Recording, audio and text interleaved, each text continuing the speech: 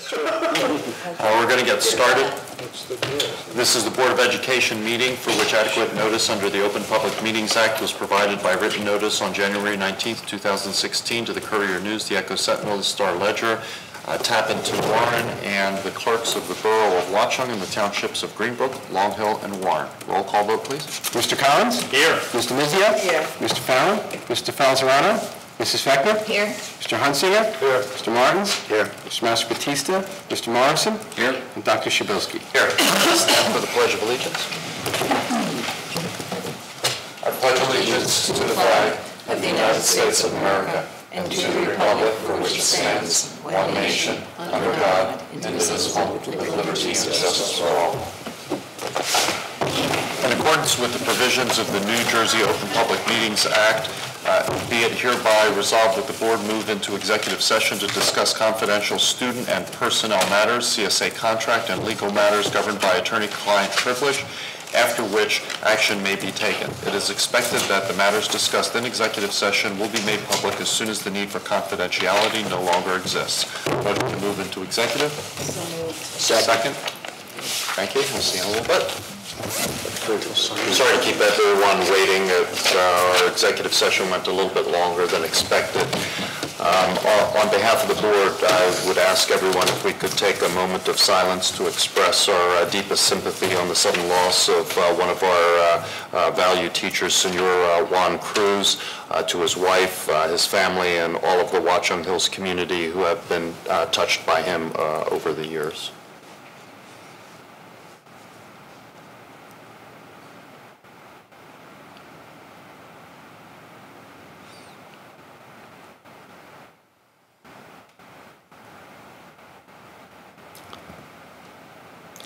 Thank you. And I think Ms. Jewett's going to be sending out information about memorial services if it has not already been sent out so that everyone is aware.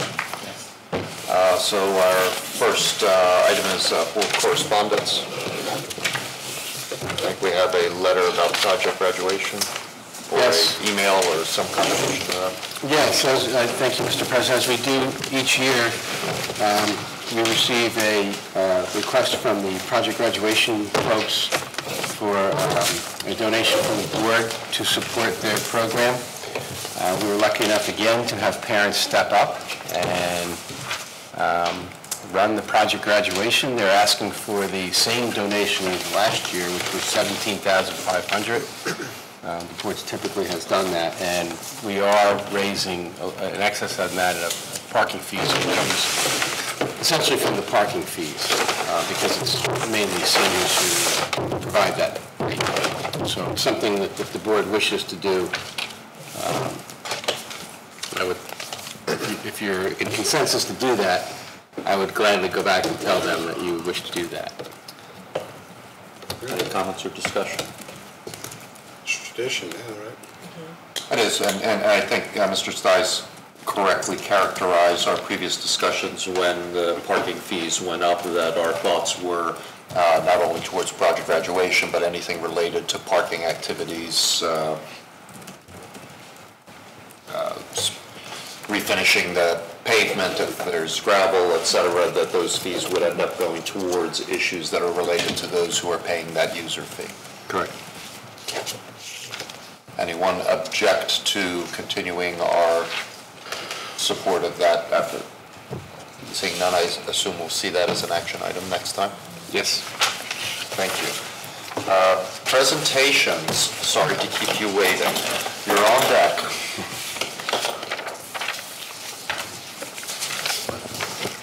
Thank you, Mr. President. I think the board has a copy of the synopsis for the audit for 15-16. Just to give you a brief synopsis of that fiscal year. The audit report that we have released rendered a clean opinion, which is from our profession, we call it an unmodified opinion, which validates the accuracy of your financials. I think the business office, led by Tim Stice, should be commended for that. The financial records were in excellent condition.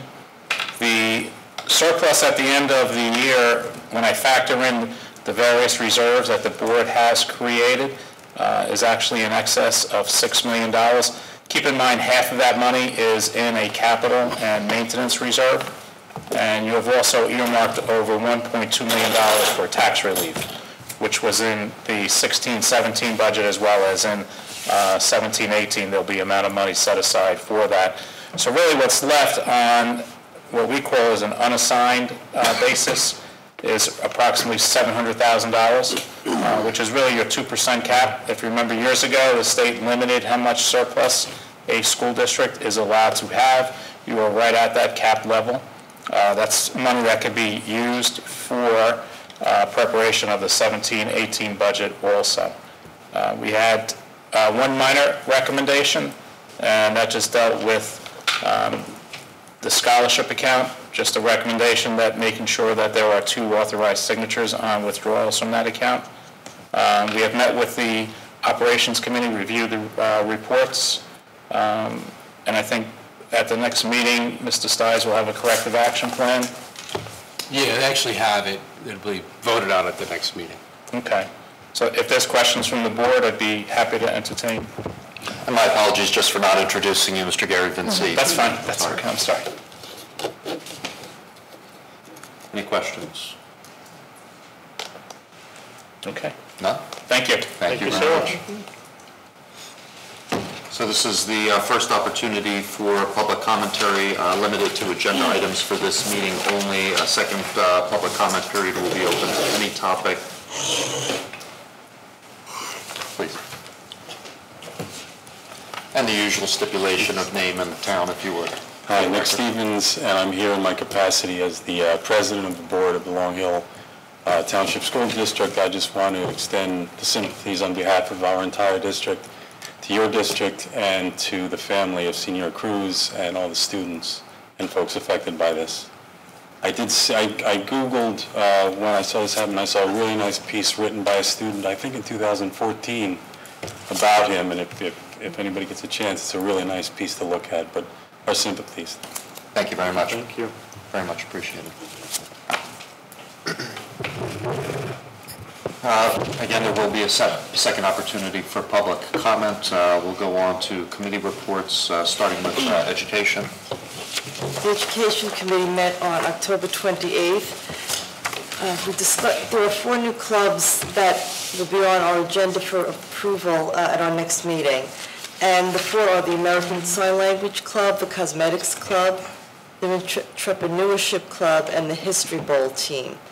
And I don't think you have it yet, but you'll be receiving the applications that the students submitted, so you could read about these clubs, and you can discuss them next time, but they'll be on the agenda for approval, as I said. Lisa, they're all on, in the Ed Committee folder on Google Drive. Okay. So, yep, so all right, look at thank them, you. they're there. Okay. Thank you. Our language program was discussed. Ms. Phelan informed us that we're looking to increase opportunities for students. We want to increase AP enrollment and encourage students to take more than one language. Certain students that have the ability will be encouraged to study more than one language. Right now, it seems that everything is working out for the students who have decided to take Latin and German online. We do have one student taking AP German, and Mr. Chappelle has made himself available to assist that student and the other students taking German. And I just want to point out that it was difficult to find an opportunity for this AP German student, and Ms. Phelan contacted a professor at Oklahoma State who was offering this program through EduSeer, and her class was full up, but Ms. Phelan convinced her that she should accept this student, so now he has this opportunity, and it's likely that this student will be going to college in Germany. So we're lucky that she went out there and did this for the student. And also, we're looking at an Italian immersion program at Montclair State over the summer. What else? Canvas update. Right now there are, as we discussed, that's similar to Google Classroom. It's an online platform, but we've had two business teachers who put together the financial literacy curriculum, and right now there are about 30 students who are starting the financial literacy class online.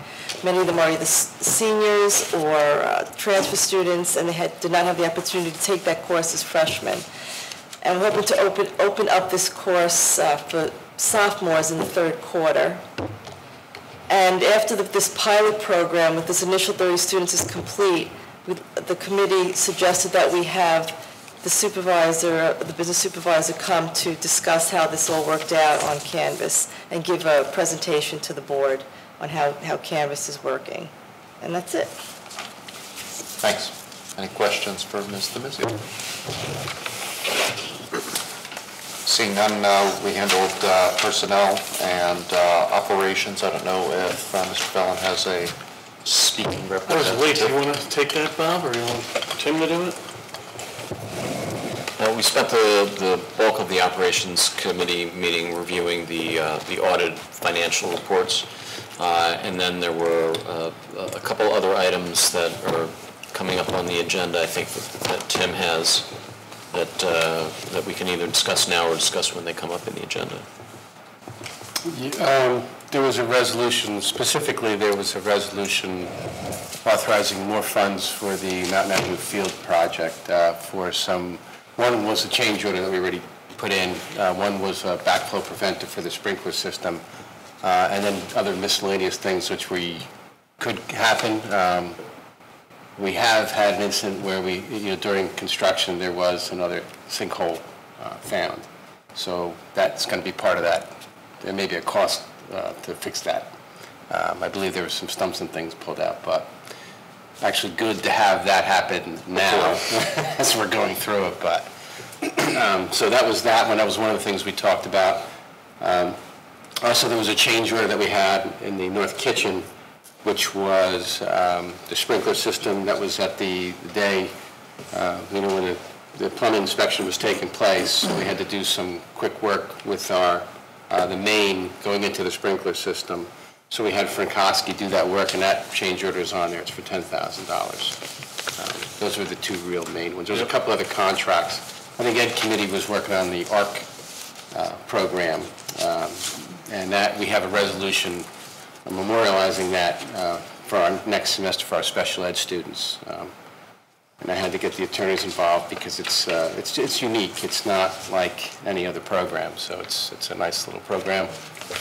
But you have to fit it into the bid laws, so I had to get the attorneys involved to do that. And we also had the Kane thing. We briefly talked about the Kane University agreement, which is over 2 years. So that's a great program. We get $3,000 a year from Kane. Our students have the opportunity to take the classes there for a reduced rate, tuition rate. So it's a nice program for us and for Kane. And our college credits for it. And yes, college credits, thank you. Any questions for Bob or Tim? I just have a question on the Kane program. I forget, are the students paying for these credits? It was $300 for 3 credits. Okay. I believe it's 3. 300 for 3 credits, yes. Okay, thank you. Yeah. Which I would argue is a Bargain. very sort of bargain. Having to write some big checks in the last month. When we all Any other questions? And then let's move on to representative reports. Oh, that personnel go by, but we did have Oh, personnel. do you have public personnel items to discuss? we- I apologize. No, we had a meeting, and we did get a few more of our job descriptions, which we've been working on, and I think we're all going to be happy that we have them down in black and white now. Football equipment manager, which had been a discussion before, and now it's on, I think it's in your folder as well. The other are 2 non-certified positions we have, being our Performing Arts Center manager now has a full job description, and we've added a full-time assistant now, which is also non-certified. So they're in our folders tonight, so I imagine everyone has read them already. And the other part of our meeting was that we have a number of personnel that are going to be replacements because we're going to add to the population in the school. We're doing very well with new babies being born. So that was our other discussion. That's it. Thank you. Any questions for Ms. Feckner? Now moving on to representative reports. Well, stepping in for Peter Fallon, who's going to cover some information on the New Jersey School Boards Association meeting and the county meetings. But I'll at least kick it off and then open it up to anyone else that was with us. Last week we attended the New Jersey School Boards Association conference down in Atlantic City. Liz, Tim, Beth, myself, Peter, and Lisa were down there for 2 days, attending sessions and working on our own professional development as board members. I was able to attend several different sessions. A couple of ones that are of interest was a session held by the Hillsborough School District on how to organize the committee structure and meetings around a strategic plan. They've just recently gone through that process and had some interesting insight on how they've restructured their meeting schedule and even the composition of their committees to come into alignment with their strategic plan and how that has helped them. So that may be something for us to take a look at some point in time in the future. We also had the chance to learn that the State Board of Education will be releasing a new strategic plan of their own. Actually, the first one I think that they've done in about a decade, and that should be coming out in March of 2017. Also had a chance to hear from the new Acting Commissioner of Education, Kimberly Harrington, who will be in that acting position for the remainder of Governor Christie's term.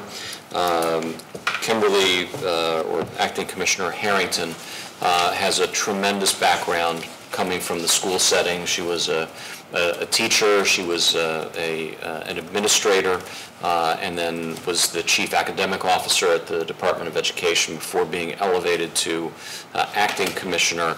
And she's really very well grounded in the realities that we face in operating local districts, and very sensitive to many of the issues that we have. She highlighted her 4 goals for the remaining, I think, 16 months that she has in office, that setting and maintaining the highest levels of standards for our students. Her second goal is assessing our students' progress toward these goals, identifying schools that are in need of support, identifying and providing help to our lowest performing schools, and then identifying ways to support our educators so that they can be successful in the classroom. And we're going to be seeing a lot of her as she goes around the state, holding meetings and listening to different constituencies about the ways the department can be more helpful to them. We went to a legislative session. I'll let Ms. DeMizio comment on that if she likes. And then also attended a session with the State Board of Education, which was also interesting. So those were some of my highlights. I'll certainly look to anyone else that was down there to comment on their takeaways. You did mention the park session. Oh, yes. It was a walk in the park. We did attend a park session. Peter Schulman, who is the Assistant Commissioner of Education overseeing accountability, did a whole presentation on the changes that have been made and the department's outlook on park. And I can't necessarily say that we walked away with anything new or insightful from that presentation. What I can tell you is they are on this park train, and they're committed to this park train, and as far as the eye can see. So. Because the 6 states that participate are smarter than every other state. That's right. We remain the only state that has actually embraced park as a graduation requirement, and are one of only 6 states that remain of the 24 states that signed up to do park originally. So, but that's a whole nother discussion. Is there any chance they're going to back off on park as the graduation requirement? No one from the Department of Education would say that they're going to back off on park as a graduation requirement. However, in the state board session and as well as in the legislative session, that came up pretty strongly, and the president of the state board, Mark Bedron, did say that the board would be open to looking into whether or not, staying with park as a graduation requirement would be the right way to go. My guess is they've kicked this down so far down the road. I mean, obviously, it's the class of, I believe, 2021. That, it certainly could change by the time we get there. Is there a way that the public can push them a little further down to stop this? Well, I think certainly there's action in the legislature. The Assembly Education Committee has held some hearings on this. I think it would be helpful to let their particular elected leaders know. I think it would also be helpful to let the State Board of Education know. As you'll recall, we as a board put forward a resolution pushing back on park being made a graduation requirement and strongly recommended that both the Department of Education and the State Board, revisit that decision. But I think that the more that members of the public let both their elected officials and the State Board know that they prefer alternatives to park as being the graduation requirement, I think that would be beneficial. Okay. Mr. Mizio, do you have any takeaways? I thought the program was excellent. I think for the most part, every session I attended, I got a lot out of it. One of my favorites was a finance session, which was led by two advisors from Phoenix Advisors, our guys, and a business administrator, Mr. Boyle. I don't know what this Brian Boyle. Brian Boyle, yeah. So that was excellent. And then I spent a day at the school law forum. And I want to mention that our attorney, Green, I'm sorry, Paul Green, his father was given an award, but his father was elderly and couldn't attend, and Paul made a speech, and it was excellent. He did an excellent job. So I didn't know that until Paul stood up there and accepted the award. So it was an excellent. I thought it was a great few days. And he can sing, too. Oh, who could sing? Oh, you didn't see that. I'm sorry. Paul Green was singing. That was late that evening. Like I said, we don't have parties on this board. I'll say that. In bed by 9. Well, you failed That to was fun as mention- Long Hill, when I was on Long Hill. That was a fun, but no offense.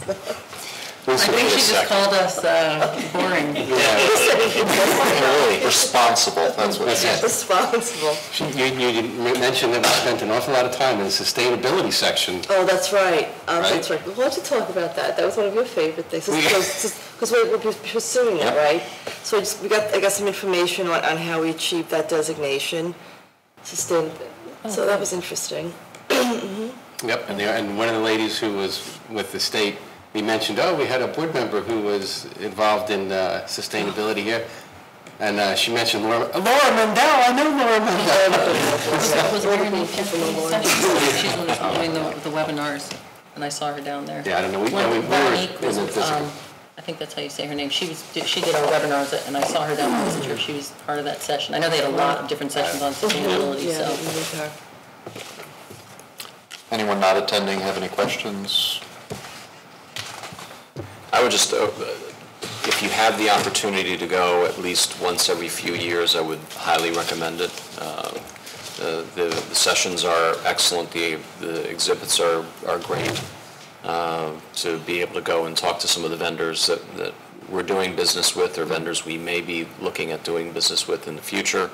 But the professional development opportunities that they have there, and the ability to interface with legislators and state board members and senior staff at the Department of Education on all of these issues, I think is a great opportunity that we should take advantage of when you have an opportunity. And Lisa would like some other more fun people to go to hang out with, so. Not to add to burdens, but in one of the organizations I'm involved in, when folks get this kind of continuing education, there's something that they become responsible for called teach-backs, where they come back to the group and sort of encapsulate and summarize it. Do you think that there might be value in dedicating a session? Yeah, I totally said that it's something I do want to pursue. I'm not prepared tonight, but it has to do with technical education. I spoke with a man. Again, it may appeal to some of our students that are not college-bound, to train people to work in factories, but skilled work. And they provide scholarships, and there are schools throughout the state that do have these programs. So colleges have the programs, it's not a regular college program, and they're trained. And one thing they would do is take these students into the factories to see if it's the work they would want to do. But I didn't check the website, I don't have the information, but it's something I would like to pursue, because that just stood out to me, because it offers students an option. Lisa, whenever you're ready to talk about that, we can put that on a committee agenda. Yeah. Something Just want to do for us some to- more research on it. Okay, great. Other comments? Moving on to board discussion items. Would anybody like to discuss any of the agenda items? Keep in mind that our next meeting is a Wednesday, a little atypical of our cycle, I think the 16th? Yes. Yes, 16th. Yes.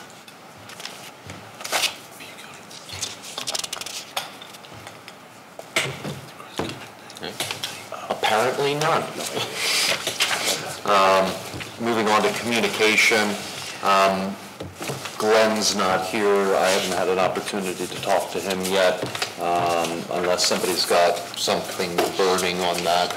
I did, Chris and Bruce actually volunteered to be on the ad hoc communications Okay. committee, so so I'll be meeting with them shortly. I figured after tonight we'd set up a time. I have some things to talk to them about that I've mentioned to the board. I met with one of the local realtors recently that I know Bob had talked with, and we talked about some different ideas for, that obviously would benefit the realtors in town, but also benefit the high school in terms of getting our message out to the community and for lack of a better term, marketing all that the high school has to offer better than we currently do, because we certainly do have a lot to offer, and in terms of just getting the message out there of why you would want to come to Watch on Hills over another private school in the area. And so, what was helpful from the realtor's perspective is she obviously talks to folks in the community or folks moving into the community and can give us some insight into what type of information they're looking for. So Nick Denizio actually joined me at that meeting with the realtor as we were talking about in the job description, in terms of helping with putting some video footage together of different things going on at the high school. So it's still in the infancy stages, but that was one thing I wanted to bring to the committee, as well as our initial steps in redesigning the website. So those are some of the initial topics, that we'll be talking about, that they can then bring back to discuss with the full board to get additional feedback on. Very good. Any questions for Liz? Strategic plan. I can start on that one. Obviously, at the last meeting, we had all of the supervisors share what the departments are doing in terms of aligning their departmental goals with the strategic plan. We do have the 5 action planning committees working.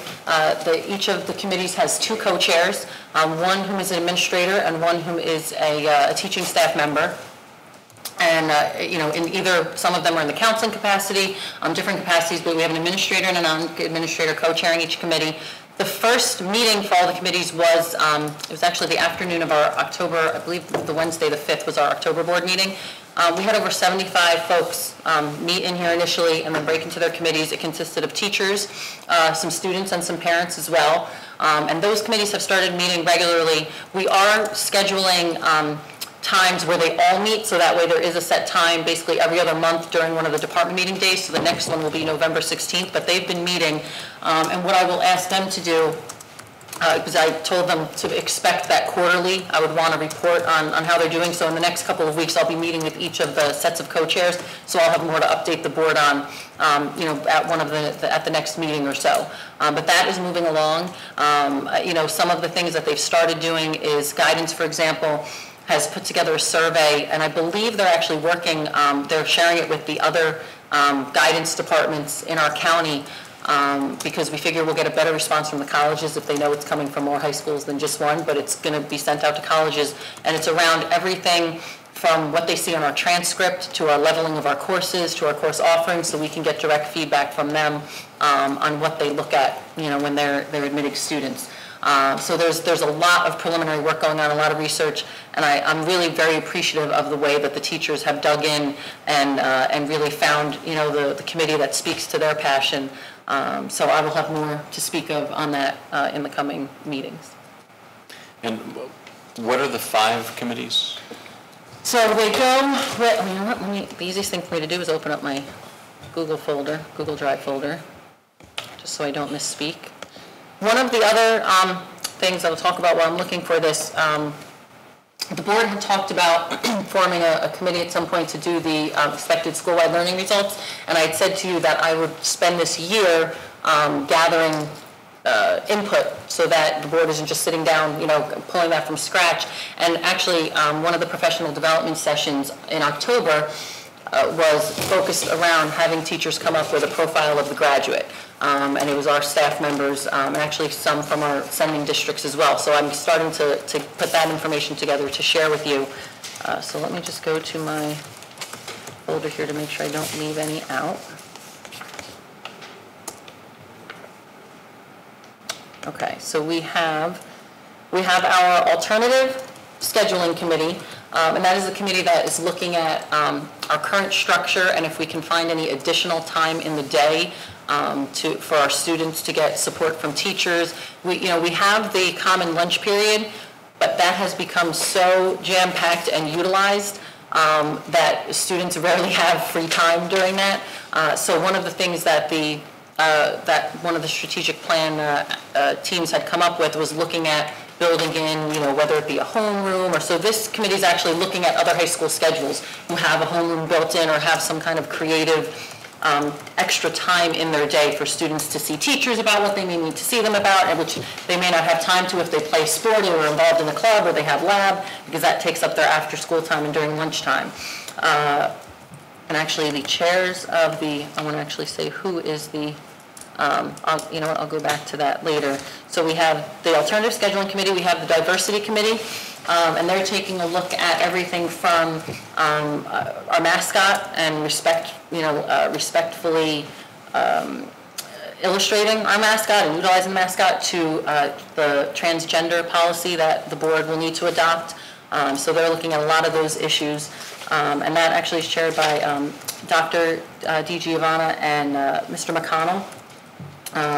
We have our Post-Secondary Planning Committee, and that's the committee that's chaired by Kathy Angelastro and Lynn Raimondo. She's an English teacher, and they're the ones looking at our whole grading structure, our GPA calculation, all of those types of things. And one thing I should emphasize, there are a lot of other action items in the strategic plan that different folks in the school have responsibility for, but these committees were formed for what was outlined in the plan as specifically needing a committee to look into whatever the issue is and come to a consensus.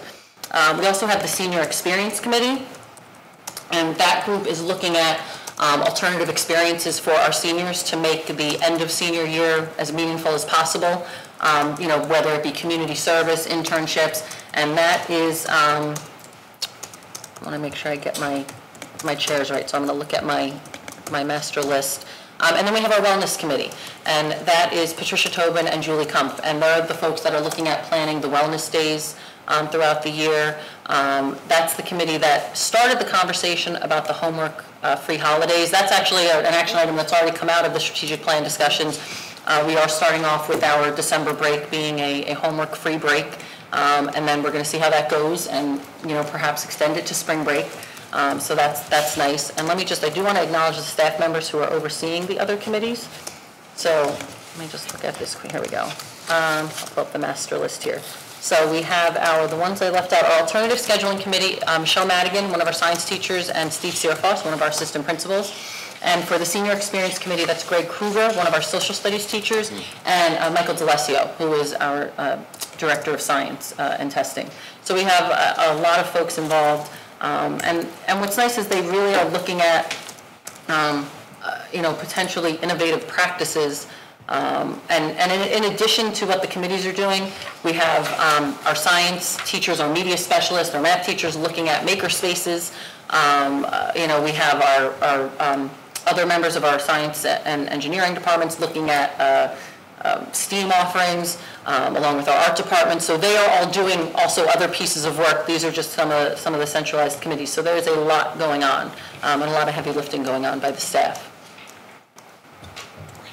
Can I ask a question? Please. You mentioned the transgender policy. Yes. Is there a mandated policy? Is it mandated by the state? And do we have any sample policy? What is Sean working with? There's actually and I put a lot of it in the policy committee folder for the board as well. Basically, anything that the strategic plan committee is looking at, I've shared with the board. There are sample policies.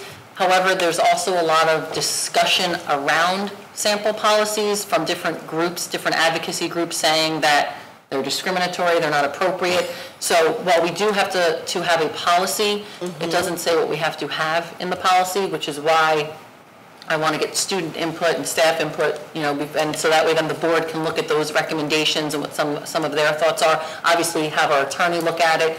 And there are other schools, there's some other schools in New Jersey that have adopted policies, so they're looking at their sample policies.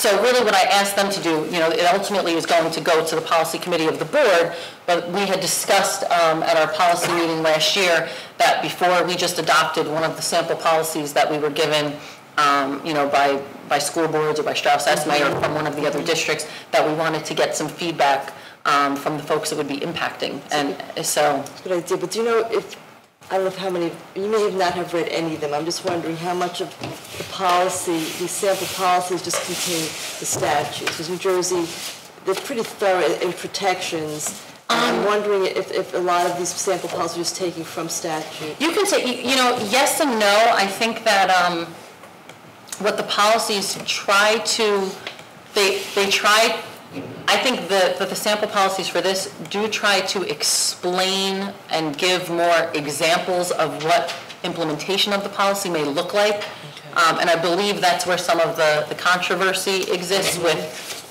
the examples they're giving are appropriate or are actually more discriminatory. If you go on, you can certainly take a look.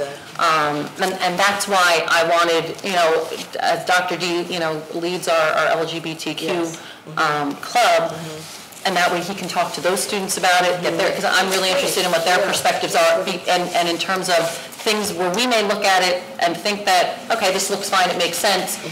They, just like with anything, they may have a different perspective and point something out to us that we didn't think about, that's either offensive in the policy or inappropriate. But you can take a look. It's yes, it pulls from the statute, but it elaborates on it a lot. All right, thank you. Any other questions? Moving on to future discussion items, any board members have things that they would like to bring up for a future board meeting? Anything that we've touched on in the past that may have fallen on a back burner or off the radar screen that we need to revisit or revive?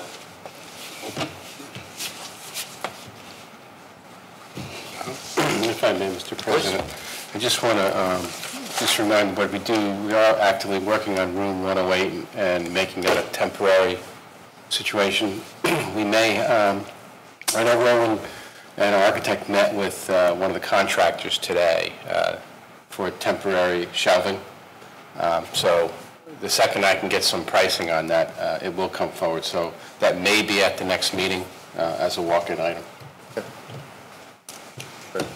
Concerning that project, has there been any information or decision made on whether or not they can use the expensive stainless steel hood that's sitting idle in the snack shack?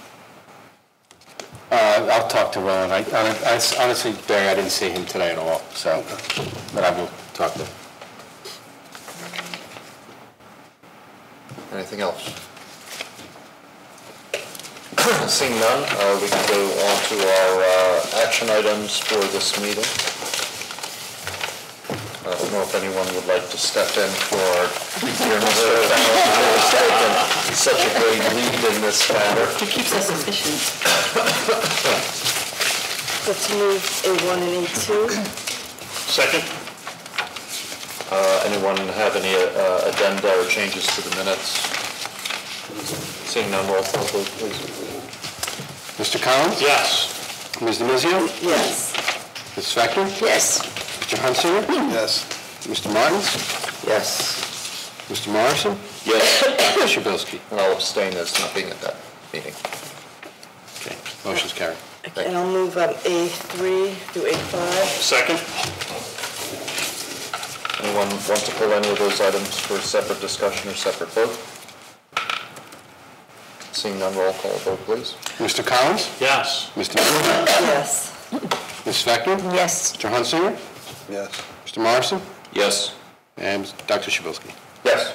Okay, Okay, motion's let's carried. move C1 and C2. Second? Anyone want to pull anything for separate discussion or separate vote? Seeing none, roll call vote, please. Mr. Collins? Yes. Ms. Demizio? Yes. Ms. Spector? Yes. Mr. Hunsinger? Yes. Mr. Martins? Yes. Mr. Morrison? Yes. And Dr. Shabilsky? Yes. Okay, motion's carried. Okay, how are we numbering this walk-in item here? This, I would suggest you item, number it D4. D4? All right.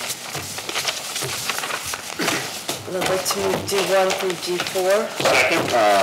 What do you want to do, I think you have to separately? make a resolution to bring, Okay, let me just try and move D1 through D3, then you want to do it that way? yeah. Okay. That's fine. Second? Anyone want to pull D1 through D3 for separate discussion, separate vote? Seeing none, roll call vote, please. Mr. Collins? Yes. Mr. Demizio? Yes. Ms. Spector? Yes. Mr. Hunsinger? Yes. Mr. Martins? Yes. Mr. Morrison? Yes. And Dr. Shabilsky? Yes. Okay, motion's carried. Okay, so I'm moving, Move to add a walk-in resolution coming out of closed session that we will label as D4 that's available for reading. so moved. Second. Would anybody like to discuss that? Nope. Seeing none, roll call vote, please. Mr. Collins? Yes. Mr. Demizio? Yes. Mrs. Spector? Yes. Mr. Hunsinger? Yes. Try to think about I this. know you're debating. So can I second it then? Yeah, that's okay. Okay. Well, let's just do Mr. Martins. I'll abstain then because you'll have enough anyway, even if I don't. Okay. Mr. Martian? Yes. And Dr. Shabilsky? Yes. Okay, motion carries. Thank you, Ms. Demizio, for taking on the lead. Second opportunity for public commentary on any item. Seeing none, any other business that any board member would like to bring up? Seeing none, I'll entertain a motion to adjourn. So moved. Second. Adjourning or are we going? Oh, that's right, so we're going to executive session. No action will be taken afterwards. Sorry, thank you for the reminder. Adjourn from public. Yes. Thanks. Stay here, I'm sorry. You don't need-